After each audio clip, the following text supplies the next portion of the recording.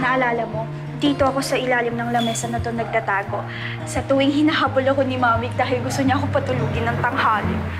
1, 2, 3, 4, 5. 4. Ako, di ko namimiss yung mga araw na yun. Lalo nang bata ako. Mas maayos buhay ko ngayon eh. Pahala ko dyan. 1, 2, 3, 4, 5. Ikaw na.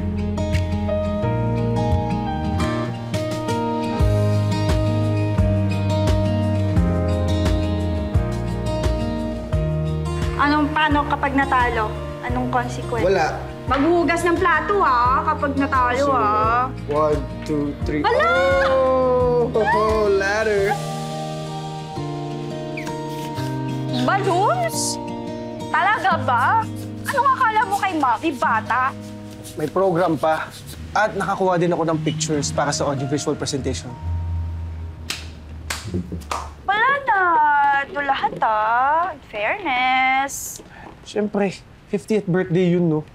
Dapat may party. Eh, ikaw, ano plano mo, ha? Sige nga. Dadalhin ko si Mami sa National Museum. Panigurado, mag-e-enjoy siya dun. Huwag mo na ituloy yung tour mo. Mag-stay ka na lang dito sa bahay at tulungan mo ko i-organize yung party. Yan naman din yung hiling ng celebrant. Siya na lang sundin natin, okay? Ako walang gulo. Sa bagay. Pero, para naman maging saya si Mami, no?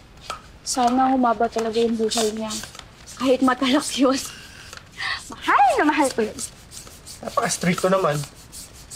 Kailangan laging sundin yung gusto niya. Kaya nung nagkaroon ako ng sariling isip, pinili ko talaga yung sarili kong happiness. Sobrang hilig niya kasi planuhin yung buhay ko. Sobrang overprotective niya sa akin. Agree.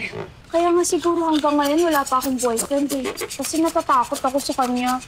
Alam mo ba dati talaga, pag hindi niya type, yung gate na yan, look na yan agad. Pero, super happy naman ako kasi naiintindihan niya yung trabaho ko. Suportado niya ako sa mga gusto ko, sa passion ko. Tsaka naiintindihan niya na hindi pa ako malaki kumita. Buti ka pa nga matalino ko. Mas matalino talaga ako sa'yo. Di tulad mo, utang-utang ka. Ba't kasi hindi ka pa maghanap ng permanente trabaho? Hindi yung puro drawing ka lang dyan. Huy! Grabe naman to sa kakayahan ko. Huwag mo naman ako husgahan, no? Alam mo, kuya, hindi naman porket malaki na yung kinikita mo at maganda yung trabaho mo, hindi ibig sabihin nun, hindi na ako magiging successful, di ba? Alam mo, sa totoo lang, nainggit nga ako sa'yo. Kasi maayos yung buhay mo. Alam mo, ako yung naiinggit sa'yo. Kasi simula bata pa lang tayo. Nasa iyo na lahat ng atensyon ni Nanay. Ikaw na lang yung lagi niya iniintindi, inaasikaso. Kaya ba masama pa rin yung loob mo sa akin hanggang ngayon? Mabuti pa, tapusin na lang natin itong mga gamit para sa party. Mabuti pa. Mabuti.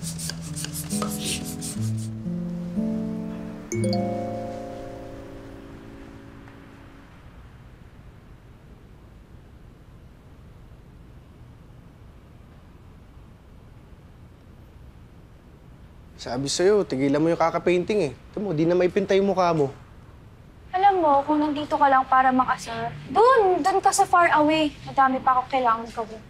Andito lang naman ako para sabihin sa'yo na nasend ko na sa online bank mo yung payment para sa catering, para sa birthday ni Nanay. Ikaw na makipag-usap sa kanila, ikaw na din mag-down payment.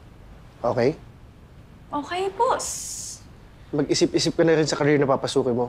Puro ka credit at exposure na lang nakukuha mo. Hindi mo naman may pambabayad ng bills yun. Wala namang masama sa pagpe-paint. Sige lang, anak.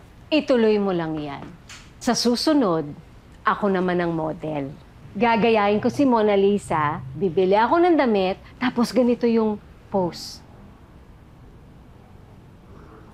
Kinakampihan nyo na naman yan. Bakit? Walang masama sa art. Alam niyo ba, nung mga bata pa kayo, hirap na hirap akong palakihin kayo. Lalo na nung nawala ang ama niyo. Wala akong trabaho. Natuto ako mag-cross stitch. binibenta ko yon para kumita ako ng pera. Isipin mo, ako na ang mami, ako na ang daddy, pero pinipilit ko pa rin maging matatag. Ang hirap pala maging single mom. Para akong dumadaan sa isang marathon na tumatakbo araw-araw pero walang akong premyo. Wala akong medal na nakukuha. Pero ang naging premyo ko, napakapalaki ko kayo ng mabuti. Doon pa lang, proud na ako. Kaya, pwede bang mga anak,